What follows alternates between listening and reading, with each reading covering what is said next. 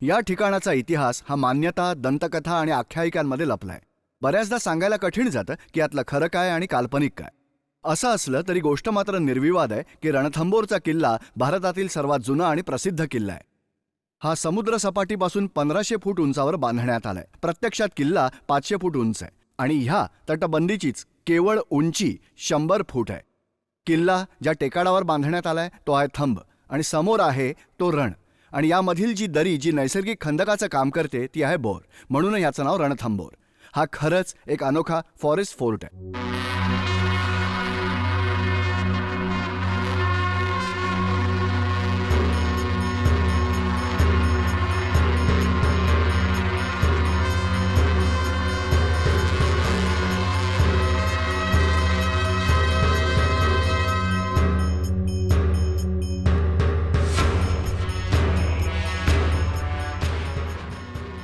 रणथंबोर राजस्थानमधील सवाई माधोपूर पासून 13 किलोमीटर अंतरावर आहे. हा असामान्य फॉरेस्ट फोर्ट आहे, घनदाट जंगलाने वेढलेला.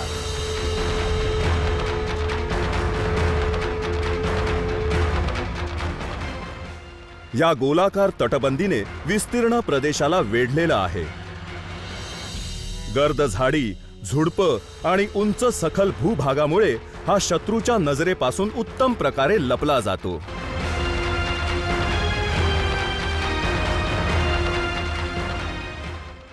राणा संगा, राणा कुंभ किंवा हमीरदेव सारख्या महान राजपूत वीर योद्ध्यांची नावं या किल्ल्याशी जुडलेली आहेत.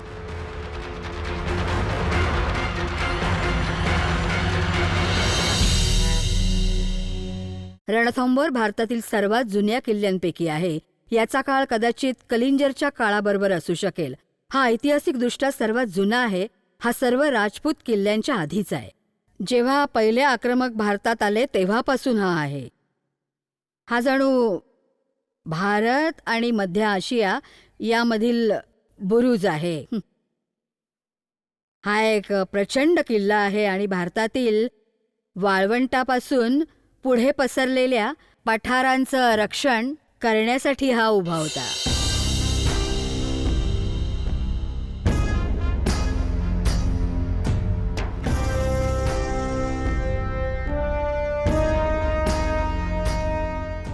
कुतुबुद्दीन ऐबक हा पहिला दिल्लीचा सुलतान होता ज्याने याला आपलं लक्ष बनवलं. त्यानंतर बलबन, अल्लाउद्दीन खिलजी आणि अकबर यांनी यावर आक्रमण केलं.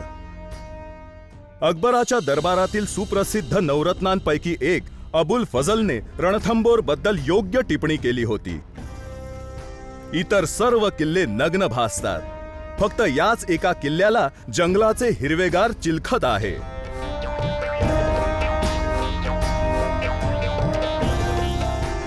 हमीरदेव रासोच्या लोकगीतात या किल्ल्याचं खूप कौतुक आहे. अनेक शतकांसाठी ज्याने आपली मान अभिमानाने ताठ ठेवली.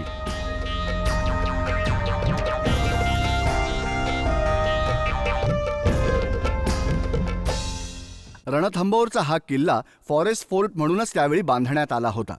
भयंकर प्राण्यांनी भरलेलं असं घनदाट जंगल शत्रूला रोखण्यास पुरेसंच होतं. पण जे तटबंदीच्या आतमध्ये राहत त्यांना वाटायचं की ते देखील त्या जंगलातले निवासी आहेत. ते प्राण्यांसोबत गुण्यागोविंदाने राहत. रणथंबोर इथे असलेलं हे अभयारण्य जगप्रसिद्ध आहे. जो कोणी अभयारण्याला भेट द्यायला येतो तो किल्ल्याला भेट दिल्याशिवाय राहत नाही.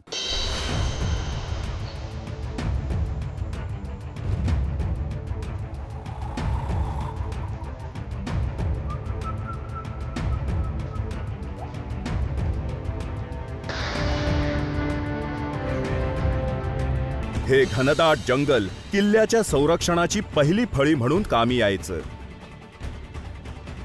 त्यानंतर आक्रमकांचा सामना उभ्या कातळाशी व्हायचा, जो ओलांडण्यास जवळजवळ अशक्य असा अडथळा होता. खोल दरीतून निघून उंच जाणारा हा उभा कातळ 200 मीटर उंच आहे.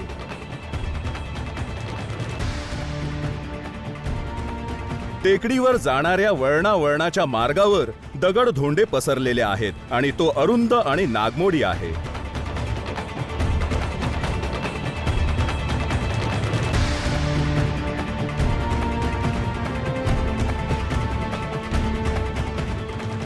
रणथंभोर एक असं उदाहरण आहे की जिथे आपण पाहू शकतो की मानवी बांधकाम किती मर्यादित असतं आणि नैसर्गिक घटकांना कशा प्रकारे प्रतिसाद देतं.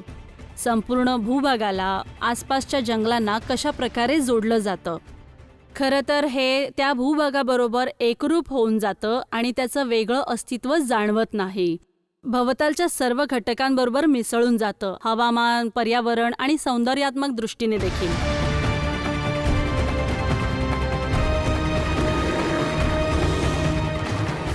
रणथंबोरचा किल्ला हा तोफपूर्व काळात खऱ्या अर्थाने अभेद्य होता.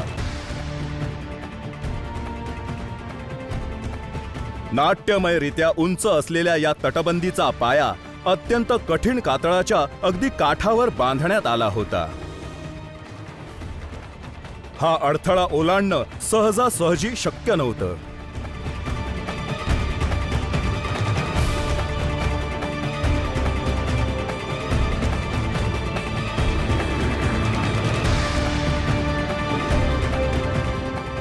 उंचावर किल्ला बांधायचा म्हणजे सगळ्यात मोठी अडचण म्हणजे दगड वर घेऊन जाणं. मोठमोठे दगड कारागिरांना वर घेऊन जावं लागतं, पाणी न्यावं लागतं, बांधकामाचं सगळं साहित्य न्यावं लागतं. पण युद्धनीतीच्या दृष्टीने उंचावरून नियंत्रण ठेवणं जास्त सोपं असतं. त्यानंतर एका मागोमाग असणारे किल्ल्याचे दरवाजे संरक्षक फळ्या उभ्या करीत होते आणि त्यांच्या मधल्या जागेतील जंगल आणि त्यातील प्राणी विसरून देखील चालणार नाही. त्यात शिरणं काही सोपं काम नव्हतं.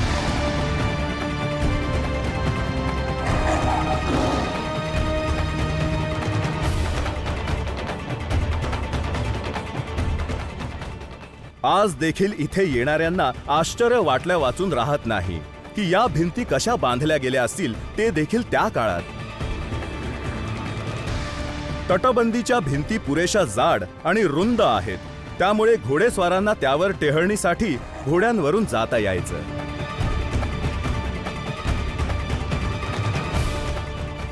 रणथंबोरच्या किल्ल्याला सगळ्यात उत्तम संरक्षण निसर्गाने स्वतःच पुरवलं होतं. घनदाट जंगलानं किल्ल्याला चहूबाजूनी वेढलं होतं. एवढंच नाही, आक्रमकांनी काही प्रकारे हे जंगल पार केलंच तर त्यांना सामना करावा लागायचा 4 अवघड खिंडींचा आणि 84 खोल दऱ्यांचा, ज्या नैसर्गिक खंदकांचं काम करायच्या. आणि समजा तेही पार केलंच तर त्याला मानवनिर्मित अडथळ्यांचा सामना करावा लागायचा. किल्ल्यावरती हल्ला करणाऱ्या हत्तींनाही रोखायला खिळे लावलेली प्रचंड अशी द्वारं आहेत. इथे अनेक भुयारी मार्ग देखील होते आणि प्रत्येक पावलावर तीव्र वळणं होती. हा किल्ला अक्षरशः अभेद्य आणि अजिंक्य होता.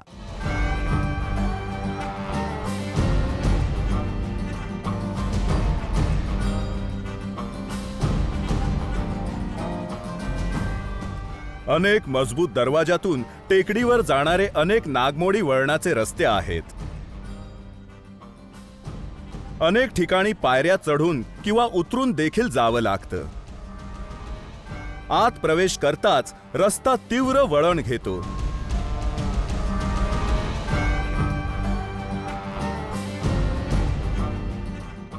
गच्ची असलेला मनोरा या द्वाराचं संरक्षण करायचा.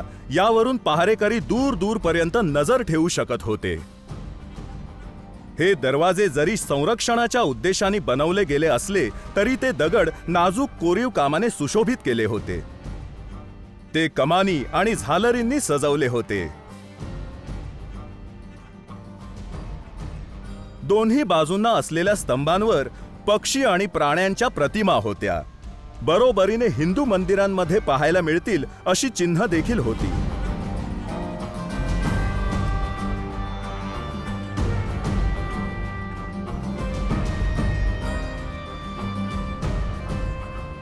हा किल्ला त्याच्या तटबंदी आणि दरवाजांसकट हिंदू वास्तुशास्त्रातील सिद्धांतांनुसार बांधण्यात आला असून भारतातील इस्लामपूर्व काळातील राजपूत वास्तुशास्त्राचा सर्वोत्कृष्ट नमुना मानला जातो. रणथंबोर किल्ल्यात अनेक घटक आहेत. या प्रकारच्या प्रत्येक किल्ल्यात अनेक थर निर्माण होतात. वेगवेगळ्या काळाच्या, ज्या काळातून आपण पुढे जातो आणि आपण ते विविध थर पाहू शकतो जे रणथंबोर किल्ल्यावर निर्माण झाले आहेत. तो स्पष्टपणे एक लष्करी संरक्षणार्थ किल्ला बनलाय, ज्याने इतर घटकांना पण आपल्यात सामावून घेतलंय. एखाद्या किल्ला आणि वाड्याच्या संकुलाचे, किंवा असं म्हणता येईल किल्ला, वाडा नि शहराच्या संकुलाचे.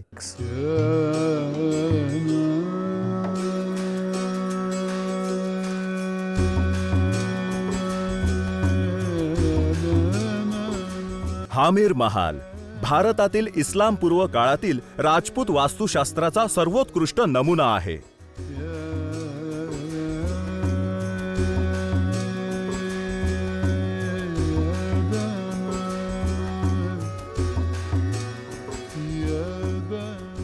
चार मजले जमिनीखाली बांधण्यात आले आहेत आणि आणखी 3 मजले त्याच्या वर उभे आहेत.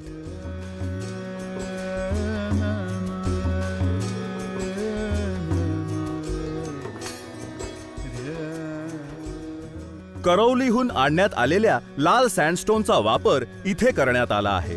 भुयारा सदृश्य मार्ग आणि सुंदर वरांडे हे इथले विशेष वैशिष्ट्य आहेत.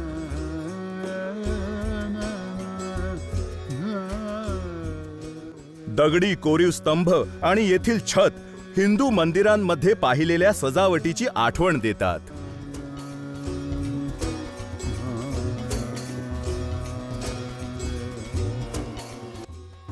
हामीर महालातील सजावट साधी असून अभिरुचीपूर्ण आहे. हामीर महालाचे अभिजात सौंदर्य पर्यटकांच्या मनावर खोल प्रभाव करून जातं.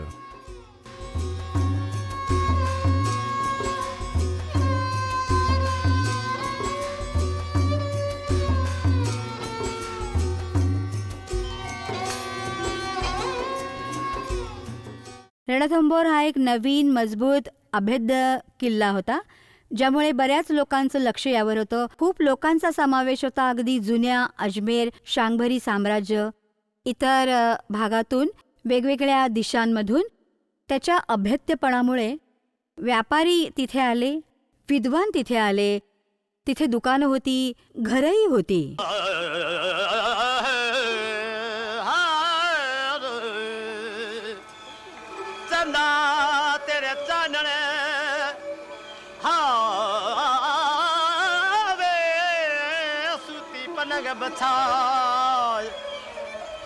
जब जागो जब हे खली रे देख ला.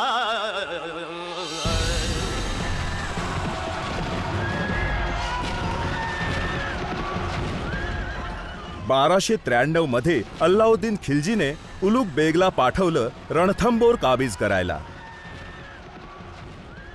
दीर्घकालीन वेढ्यामुळे अन्न आणि पाण्याचा साठा कमी झाला. हामीर देवला शाका करणं भाग पडलं.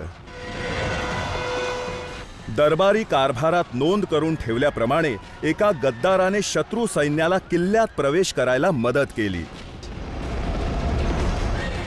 जेव्हा हामीर घनघोर युद्धात अडकला होता, तेव्हा अफवा पसरल्या की तो मारला गेला.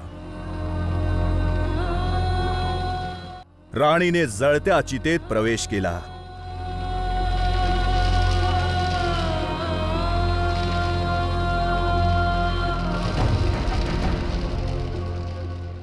हल्ला परतवून हामीर परतला तेव्हा त्यानं पाहिलं की त्याला प्रिय होतं ते सगळं बेचिराख झालं आहे. त्याचं काळीज फाटलं. त्याने स्वतःचा शिरच्छेद करून घेतला शिवाच्या मंदिरामध्ये. गद्दार राणामलचा आजही तेवढाच तिरस्कार आणि राग केला जातो. त्याच्याशी साम्य असलेलं प्रमाणापेक्षा मोठं डोकं प्रवेशद्वाराजवळ ठेवण्यात आलं आहे, ज्यावर लोक आजही दगड फेकून मारतात.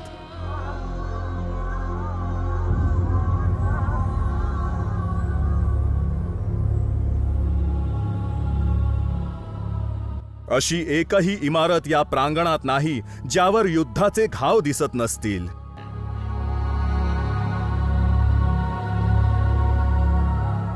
अनेक पूर्णपणे नष्ट झाल्या. क्रूर विनाशाचं दृश्य सर्वत्र पाहायला मिळतं.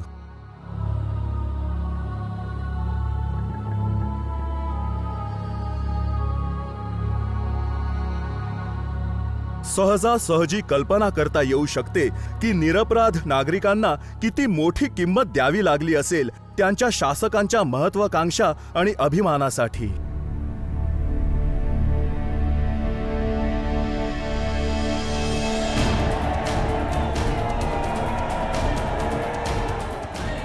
(1516) मध्ये मालवाचा सुलतान महमूद खिल्जीने रणथंबोरवर ताबा मिळवला.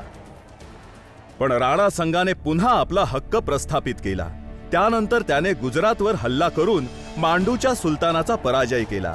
राणा संगा आणि मोघल साम्राज्याचा प्रणेता बाबर या दोघांमधील वैर सुरूच राहिलं, एखाद्या झुल्याप्रमाणे.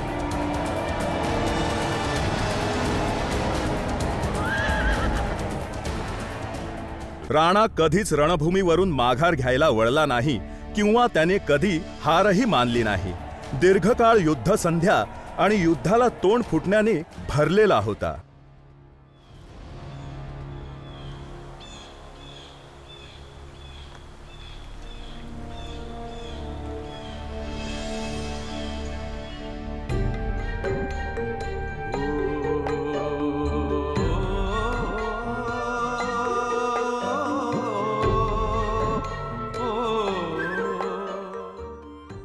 बादल महाल शब्दशः याचा अर्थ ढगांचा महाल.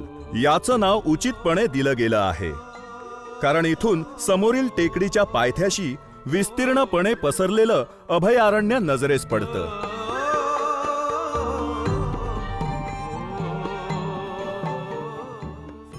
हे निवासाचे संकुल अशा प्रकारे बांधण्यात आलं होतं की कडाक्याच्या उन्हाळ्यात देखील इथे राहणाऱ्यांना शीतल आणि ताजतवानं वाटावं.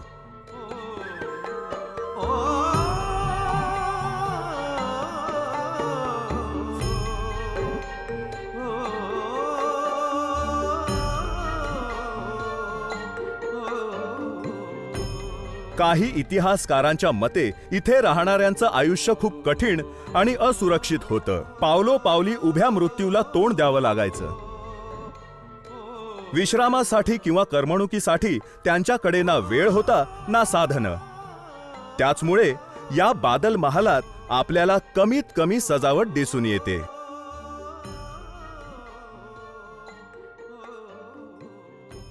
छोटे कोनाडे एवढी सजावट या भिंतींवर आहे. काही ठिकाणी सुरुवातीच्या काळातील राजपूत शैलीतील चित्रांच्या फिक्कट झालेल्या खाणाखुणा पाहायला मिळतात.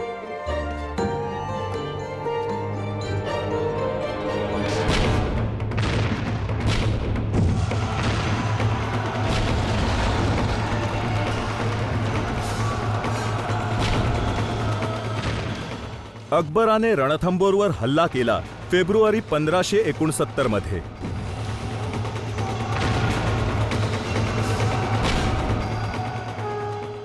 उंच टेकडीवर किल्ल्याच्या दिशेने तोंड करून तोफखाना सज्ज केला गेला तोफांच्या भडीमारासाठी.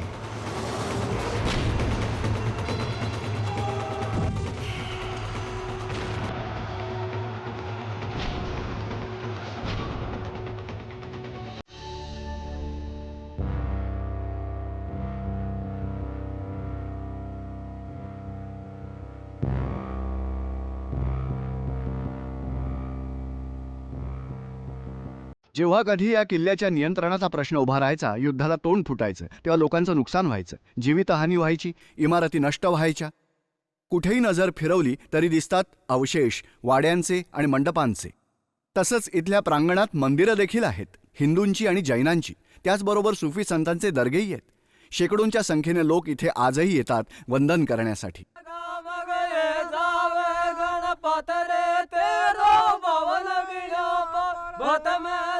जुने गणपतीचे मंदिर पठारावर बांधलेले विविध ठिकाणच्या भक्तांना इथे येण्यास आकर्षित करतं. याची ख्याती इतर कुठल्याही ऐतिहासिक वास्तू एवढीच मोठी आहे. लोक ज्यांचा या किल्ल्यावर विश्वास आहे आणि हाच आनंद भारताच्या किल्ल्यांमध्ये मिळतो. दंतकथा ज्या याला जोडल्या गेलेल्या असतात, विशेषतः ह्या त्या दृष्टीने खास आहे. कारण तुम्ही गणपतीला आमंत्रण देता, तुम्ही लग्नपत्रिका पाठवता गणपतीच्या देवळात. म्हणजे बहुतेक करून पोस्टमन जो रोज किल्ला चढून गणपतीच्या देवळात जातो, तो भारतातील सर्वात जास्त काम करणारा पोस्टमन असण्याची शक्यता आहे. अनेक जण लग्नपत्रिका पाठवतात ज्यांचा यावर विश्वास आहे. हे असं देऊळ आहे ज्याचा संबंध लग्नांना आशीर्वाद देण्याशी आहे.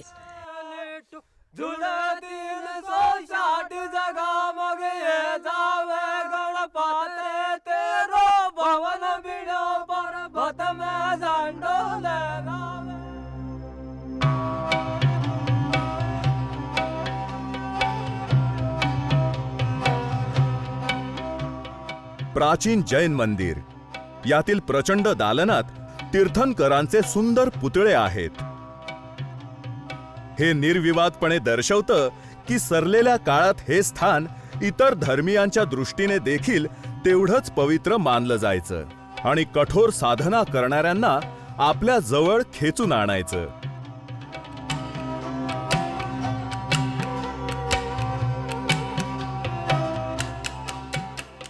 इथे खूप इमारती नसल्यामुळे, खूप काही योजनाबद्ध असं नसल्यामुळे आखीव पद्धतीने जायची गरज पडत नाही. कारण इतर किल्ल्यांप्रमाणे इथे वाडे वगैरे नाहीत. इथे खूपच मोकळी अशी जागा आहे, त्यामुळे इथे आपण मोकळेपणाने फिरण्याचा आनंद घेऊ शकतो.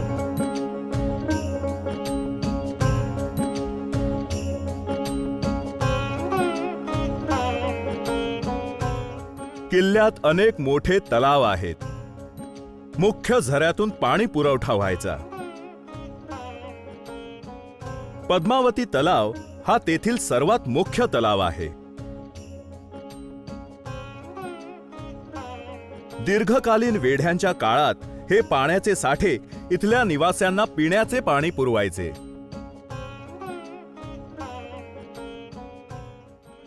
यांच्या काठांवरील काही इमारती करमणुकीसाठी बांधल्या गेल्या होत्या.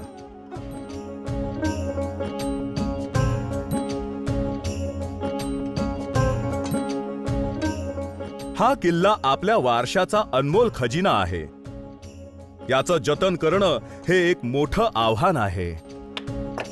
त्याच्या एकंदरीत आकारामुळे त्याला जतन करणं एक आव्हान आहे आणि रचनात्मकदृष्ट्या देखील मला असं वाटतं की तिथे जे आहे त्याचा जीर्णोद्धार व्हायला हवा. आणि संवर्धनाचा सर्वात महत्त्वाचा घटक म्हणजे समतोल राखणे. आणि संवर्धनाचं दुसरं मोठं आव्हान म्हणजे नैसर्गिक संवर्धन, जे आधीपासून तिथल्या सभोवतालच्या भागात आहे, जंगलात आहे. त्यामुळे किल्ल्यातील वनस्पती आणि प्राण्यांकडे पण लक्ष दिलं पाहिजे. ही भव्य मंडपी हामीर रायने त्याच्या वडिलांची स्मृती म्हणून बांधली होती. इथे 32 स्तंभ आहेत, हे दर्शवण्यासाठी की तेवढे वर्ष त्यांनी इथे राज्य केलं.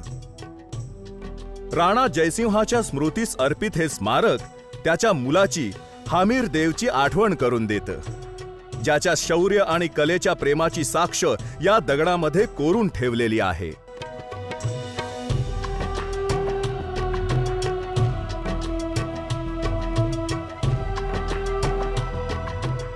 काही पर्यटकांनी त्यांची नावं इथल्या भिंती आणि स्तंभांवर लिहून त्यांना विद्रूप केलं आहे.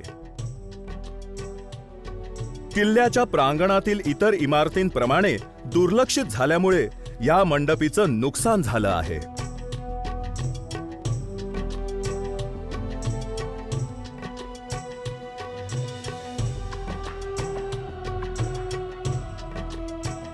भव्य किल्ला, विस्तीर्णपणे पसरलेला, सभोवतालच्या जंगलामध्ये एकरूप होणारा, ज्यांनी हा बांधला त्यांच्या महानतेबद्दल आणि निर्धाराबद्दल भरभरून बोलतो. पराभवाने देखील कधी नमला नाही. राजपूत योद्ध्यांच्या दुर्दम्य चैतन्याचा हा एक प्रतीक आहे.